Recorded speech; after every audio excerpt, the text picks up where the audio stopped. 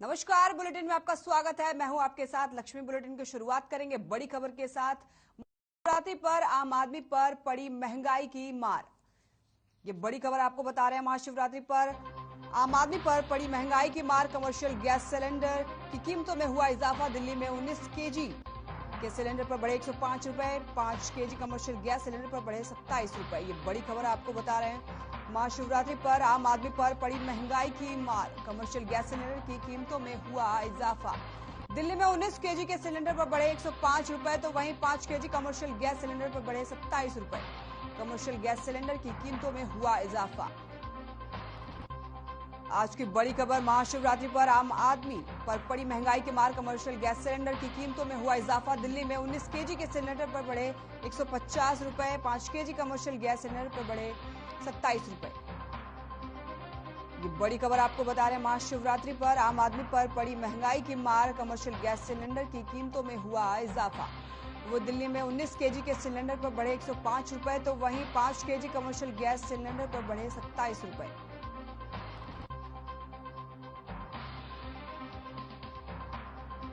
Commercial gas cylinder की कीमतों में हुआ इजाफा। दिल्ली में 19 केजी के सिलेंडर पर बढ़े 105 रुपए, तो वहीं 5 केजी कमर्शियल गैस सिलेंडर पर बढ़े 27 रुपए।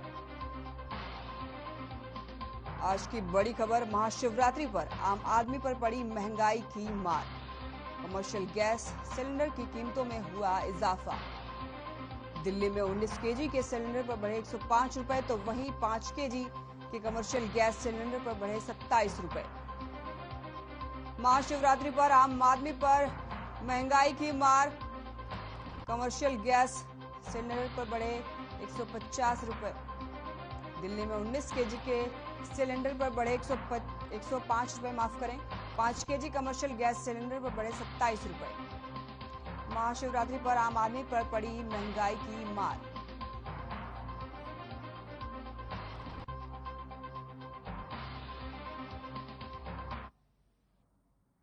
देश भर में आज महाशिवरात्रि की धूम है, जिसके चलते मंदिरों में शिव के भक्तों का तांता लगा हुआ है। लोग सुबह से ही शिव की पूजा अर्चना कर रहे हैं और मंदिरों में पहुंचकर जलाभिषेक कर रहे हैं। आपको बता दें कि हिंदू धर्म में महाशिवरात्रि को बहुत ही बड़ा दिन माना जाता है। इस दिन भक्त पूरे विधि विधान से बाबा महादेव की पूजा अर्चना करते हैं और इस दिन भक्त व्रत रखकर अपने आराध्य का आशीर्वाद प्राप्त करते हैं। इसके साथ ही मंदिरों में शिवलिंग का जलाभिषेक दिन भर होता है। आपको ये भी बता दें कि शिवरात्रि फागुन महीने के कृष्ण पक्ष की चतुर्दशी को की जाती है। टीवी स्क्रीन पे आपको कुछ जगह की तस्वीरें दिखा रहे हैं। जींद, रादौर, झज्जर और भिवानी। आप देख सकते हैं कि इन जगहों पर भक्तों का तांता लगा हुआ है और सुबह से ही यहां शिवरात्रि मनाई जा रही है। आप देख सकते हैं टीवी स्क्रीन पे लोग शिवलिंग पे जलाभिषेक कर रहे हैं और मंदिरों में सुबह से ही भीड़ देखने को मिल रही है। देश भर में महाशिवरात्रि की धूम है। आपको लगातार टीवी स्क्रीन पे तस्वीरें दिखा रहे हैं। जींद से, रादौर से, झज्जर से और भिवानी से। आप देख सकते हैं यहां पे लोग शिवलिंग पे हाथ लगा के पूजा कर रहे हैं। शिवलिंग को नहलाया जा रहा है जल से। प्रतिमा को पूजा जा रहा है। देश भर में महाशिवरात्रि की धूम है। ये आपको अलग अलग जगहों की तस्वीरें दिखा रहे हैं जहां पे लोग सुबह से ही महाशिवरात्रि के लिए पूजा करने के लिए मंदिर में पहुंचे हुए हैं। मंदिरों में भीड़ देखने को मिल रही है। आप देख सकते हैं कि लोग श्रद्धालु यहां पे जलाभिषेक कर रहे हैं, पुष्प अर्पित कर रहे हैं शिवलिंग पे।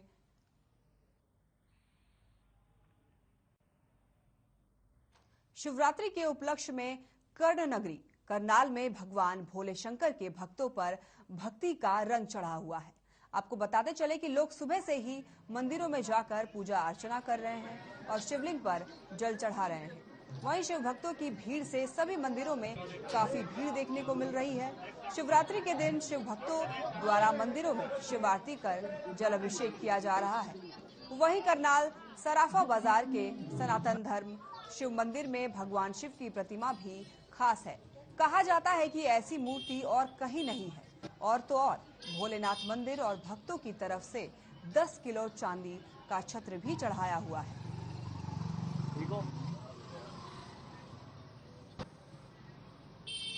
टीवी स्क्रीन पे आप देख सकते हैं, ये लंबी कतार मंदिर में जाने के लिए श्रद्धालु खड़े हुए हैं। सुबह से ही पूजा अर्चना के लिए भक्तों में देखिए कितना जोश है कि सुबह सुबह ठंड में भी लंबी लाइन में खड़े हुए हैं। पिछले 46 वर्षों से ये धूमधाम से पूरे हरियाणा में मनाया जाता है। सभी भाई कांवड़िया गंगा जल हरिद्वार से लेकर यहाँ जल चढ़ाते हैं। सभी को बहुत बहुत शुभकामनाएं। आप लोगों का पूरा प्यार मिला हुआ है, समाज का पूरा प्यार है। पुराने मंदिर की शिवरात्रि का क्या इतिहास कहता है? पिछले 46 वर्षों से ये महाशिवरात्रि मनाई जा रही है। सभी का प्यार मिलता है, सभी का मान सम्मान है, सभी बहुत इज्जत करते हैं बाबा भोलेनाथ की। पूरे धूमधाम से मनाई जाती है। तो आप कितने बजे आ गए थे? हम सुबह 5 बजे आ गए थे सर। अच्छा।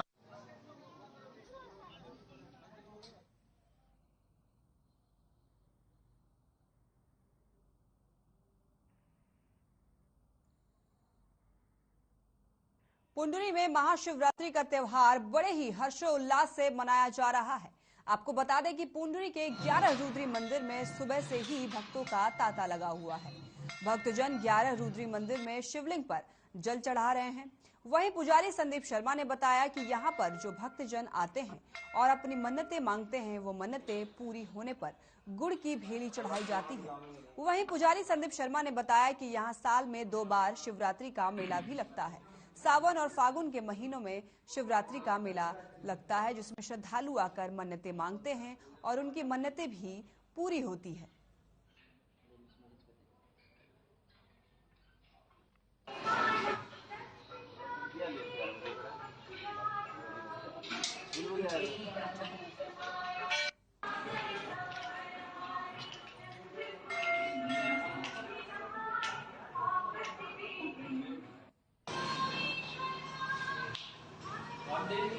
लगा भी दिए खींच खींच कर लाने कर दिया नहीं।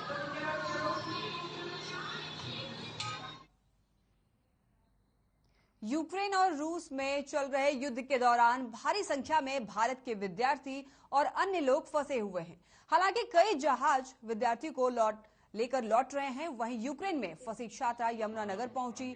आपको बता दें कि एमबीबीएस की छात्रा ने बताया कि वो युद्ध के दौरान परेशानी की हालत में थे और भारत सरकार और भारतीय दूतावास ने किस तरह से उनकी मदद की है और उन्हें सकुशल यहां पहुंचाया है। छात्रा के पिता सरदार सुखविंदर सिंह का कहना है कि वो भारत सरकार, यूक्रेन विश्वविद्यालय और भारतीय दूतावास का धन्यवाद करते हैं, जिन्होंने उनकी बेटी को सकुशल भारत लाने में मदद की। हाँ जी, खाना बस विच भी मिला, ते अगे एयरपोर्ट ते मिला, ते अगे प्लेन विच भी खाना मिला। उजरोड नेशनल मेडिकल यूनिवर्सिटी की स्टूडेंट हूँ। मैं फर्स्ट ईयर की स्टूडेंट हूँ। हम वहाँ पे अपना फर्स्ट सेमेस्टर कंप्लीट कर चुके थे। सेकंड सेमेस्टर की स्टार्टिंग में हमें रशिया और यूक्रेन की टेंशन बढ़ने लगी, तो हमें थोड़ी दिक्कत होने लगी वहाँ पर। तो इसलिए हमारी यूनिवर्सिटी ने हमारा सेकंड सेमेस्टर ऑनलाइन कर दिया और हमें घर जाने के लिए एडवाइस किया। लेकिन वहाँ पर 26 फेब को फ्लाइट्स बंद होने के कारण हम अपनी टिकट्स बुक नहीं करवा पाए। तो इसी वजह से हमारी यूनिवर्सिटी ने हंगरी इंडियन एम्बेसी से कांटेक्ट किया और हमें वहाँ पर बाय रोड हंगरी बॉर्डर तक पहुँचाया गया।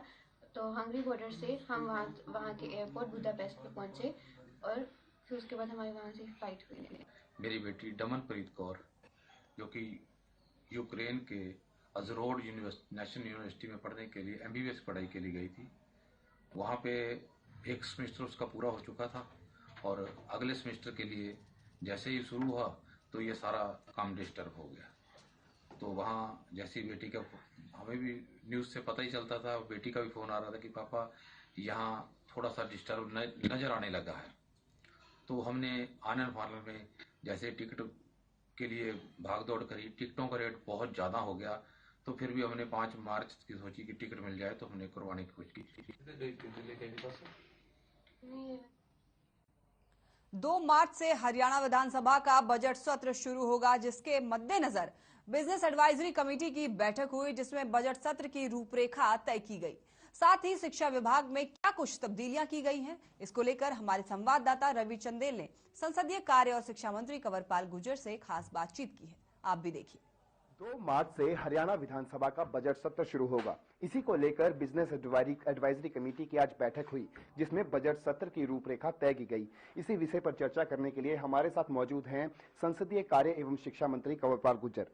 सर, बजट सत्र शुरू होने जा रहा है, क्या कुछ तब्दीलियां जो है वो की गई है? शेड्यूल में कुछ तब्दीलियां की गई हैं, उसके बारे में बताएं। देखिए, खास सब तब्दीली नहीं है। जो पहले से एक निर्णय लिया गया था कि 7 तारीख को बजट प्रस्तुत करेंगे, उसमें थोड़ा चेंज करके वो बजट प्रस्तुत जो है वो 8 तारीख को होगा। 7 तारीख को माननीय मुख्यमंत्री जी उस पर जवाब देंगे। उसमें एक दिन बढ़ा है चर्चा पे, क्या ताकि महामहिम राज्यपाल का जो भी भाषण है उस पर चर्चा के लिए नेता प्रतिपक्ष का इस प्रकार का सुझाव था कि वो एक दिन बढ़ना चाहिए, तो वो एक दिन बढ़ाया है। अब बजट 7 की बजाय 8 तारीख को प्रस्तुत करेंगे और 21 तारीख को माननीय मुख्यमंत्री जी उस पर जवाब देंगे, रिप्लाई देंगे। 14, 15, 16 उस पर 3 दिन तक चर्चा रहेगी। तो इतना ही परिवर्तन है। 22 तारीख तक हाउस चलेगा। सर, अगर बात करें सेशन की, अगर बात की जाए तो इस बार जो है एडहॉक कमेटी जो है वो गठित की जाएगी। उसका क्या कुछ रोल रहेगा, किस तरीके से वो फायदेमंद रहेगी अब बजट सत्र को लेकर? क्योंकि माननीय मुख्यमंत्री चाहते हैं कि ज्यादा से ज्यादा सहभागिता होनी चाहिए, समाज की भी और जनप्रतिनिधि की भी। जब पहला बजट उन्होंने प्रस्तुत किया था तब भी उन्होंने सभी विधायकों को आमंत्रित किया था और उनके साथ चर्चा की थी, और जो सुझाव उन्होंने दिए थे तो माननीय मुख्यमंत्री जी ने उनको बजट में शामिल भी किया था।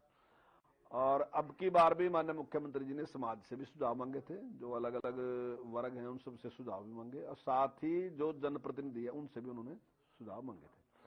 अब ताकि उनकी सहभागिता और बढ़े, इसके लिए कमेटियां गठित करके जब बजट प्रस्तुत करेंगे तो उस पर निश्चित तौर से विचार विमर्श करेंगे। और माननीय मुख्यमंत्री जी ने कहा कि इसी बजट के अंतर्गत अगर आप कुछ परिवर्तन कुछ और चाहते हैं तो आप हमें सुझाव दो, अगर कुछ करना चाहते हैं तो हम उसमें करेंगे, ताकि ज्यादा से ज्यादा जनभागी जो है उसमें हो, जनप्रतिनिधि की उसमें इन्वॉल्वमेंट हो, ऐसा माननीय मुख्यमंत्री जी का। हमारी सोच है कि हम जनता के जनहित के कार्यों के लिए जनता ने हमें चुना है, और उस जनहित के कार्यों में अगर विपक्ष भी कोई अपना सुझाव देता है तो हमें कोई दिक्कत नहीं है, हम उसको भी शामिल करेंगे। सर, बीएससी की बैठक के बाद नेता प्रतिपक्ष भूपेंद्र सिंह हुड्डा जब अब मीडिया बाइट दे रहे थे, उन्होंने साफ लफ्जों में कहा कि सरकार को घेरने के लिए हमारे पास बहुत अधिक मुद्दे हैं। खास तौर पर जिस तरीके से महंगाई का मुद्दा है, बेरोजगारी का मुद्दा है, रिक्त पड़े पदों की अगर बात करें, लॉ एंड ऑर्डर की बात करें, और साथ ही साथ जिस तरीके से सरकार एक विधेयक लेकर आ रही है, गैर कानूनी धर्मांतरण रोकथाम विधेयक, इसको लेकर भी काफी जो आरोप प्रत्यारोप का सिलसिला जारी, क्या कहेंगे इस बात? बिल्कुल, देखिए, ये तो उनकी जिम्मेदारी है, ये कर्तव्य है उनका कि ज्यादा से ज्यादा सवाल वो उठाएं और उनको कहीं अगर कमी नजर आती है तो उस पर चर्चा करें, उसके लिए प्रयासरत रहें। सरकार की जिम्मेदारी है कि जो भी वो सवाल उठाते हैं तो उनका जवाब दें, ताकि जनता के सामने स्पष्ट हो सारी बात, और इससे कोई सरकार को नुकसान नहीं होता। कई बार कुछ विषय ऐसे होते हैं जो जनहित के होते हैं, लेकिन कई बार उसकी एक चर्चा इस प्रकार से चल पड़ती है जैसे नहीं, तो अगर सवाल उठाएंगे, जैसे आप ही हैं, मीडिया है, अगर मीडिया हमारे से सवाल पूछता है तो कई बार उससे ही समाज के सामने बात क्लियर होती है। तो उसका मतलब ये नहीं कि अगर मीडिया मेरे सवाल पूछ रहा है तो इसका मतलब वो मेरे खिलाफ है, वो तो जनता का ही सवाल है, उसने पूछ लिया और मुझे एक मौका मिल गया, आपके द्वारा मुझे एक मौका मिल गया कि मैं जनता को अपनी बात समझा सकूं। ऐसे ही जो विपक्ष भी है, अगर वो बात उठाता है और हम सही जवाब देते हैं तो मैं समझता हूं, मैं तो इसको एक अपॉर्चुनिटी मानता हूं कि हमारे लिए कि ये अच्छा मौका है कि हम जनता को अपनी बात को कह सकते हैं। तो विपक्ष जो भी सवाल उठाएगा निश्चित तौर से उसका जवाब देंगे। सर, अगर बात करें मुख्यमंत्री मनोहर लाल खट्टर की, बजट से ठीक पहले लगभग 8 जो है प्री बजट बैठक की गई। उस दौरान आपके विभाग की भी बाकायदा जो है बैठक ली गई, लगभग 4 घंटे लगातार वो बैठक लंबी चली। क्या कुछ मांगे जो है वो आपके विभाग द्वारा रखी गई हैं? कौन कौन सी ऐसी डिमांड्स हैं जो मौजूदा समय के अंदर, मौजूदा बजट के अंदर जो है वो पूरी हो पाई? देखिए, इस पे कोई लंबी चर्चा का विषय नहीं होता, क्योंकि डिमांड तो बहुत कुछ होती है और बजट एक निश्चित होता है, राशि उसकी निश्चित होती है, और वित्त मंत्री जो है उसकी जिम्मेदारी है कि उस बजट में ज्यादा से ज्यादा किस प्रकार से एडजस्टमेंट कर सकते हैं, तो वो उसका प्रयास करते हैं। तो हमारी जो भी डिमांड है, मान लीजिए स्कूलों को अच्छा करने की है, या नई टीचर की भर्ती की है, या संस्कृति मॉडल स्कूल और खोलने की है, या कॉलेजों में कुछ की है, या खेलों के लिए कुछ करने की है, ड्यूल डेस्क, तो ऐसी बहुत सी डिमांड है जो हमने माननीय वित्त मंत्री जी के सामने, माननीय मुख्यमंत्री जी के सामने रखी है। तो इस बजट के दायरे में निश्चित तौर से मुझे पूरी उम्मीद है कि पिछले साल भी हमारा बजट काफी बढ़ा के माननीय मुख्यमंत्री ने दिया था, और उससे पहला बजट भी हमें काफी बढ़ा के दिया था, लेकिन मैं इसको अपना दुर्भाग्य समझता हूँ कि भाई कोरोना की वजह से हम बहुत ज्यादा कुछ कर नहीं सके हैं, हम बहुत परिवर्तन नहीं कर सके। लेकिन अब मुझे लगता है कि ईश्वर की कृपा रहेगी तो अब कुल मिला के सब कुछ ठीक होता जाएगा तो हम काफी कुछ काम कर सकते हैं, क्योंकि हम पूरे बजट का उपयोग भी पिछली बार हम नहीं कर सके। तो निश्चित तौर से अब की बार हमारे पास अच्छा अवसर मुझे उम्मीद है कि रहेगा और काफी कुछ करना चाहते हैं। अगर स्कूलों की बात करें, कॉलेजेस की बात करें, तो सबसे अधिक अगर कोई प्रभावित विभाग रहा है तो वो शिक्षा विभाग रहा है। स्कूल बंद रहे, बच्चों की ऑनलाइन क्लासेस ली गई, कुछ एक इलाकों में जिन बच्चों के पास अगर एंड्रॉयड मोबाइल्स नहीं थे, नेटवर्क के इश्यूज थे, किस तरीके से देखते हैं जिस तरीके से कोरोना के ऊपर अभी अंकुश लगा है, काफी हद तक अंकुश लग चुका है, तो अभी जो मौजूदा हालात हैं, समय सारणी में बदलाव किए गए हैं, किस तरीके से जो है क्लासेस लगाई जाएंगी?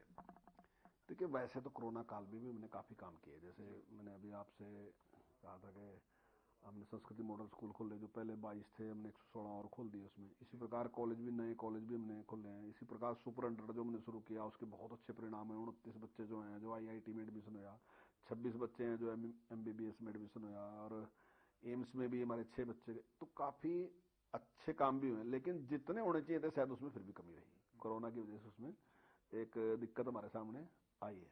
तो निश्चित तौर से आने वाले टाइम में और ज्यादा अच्छे तरीके से हम ये सारा कुछ कर सकेंगे।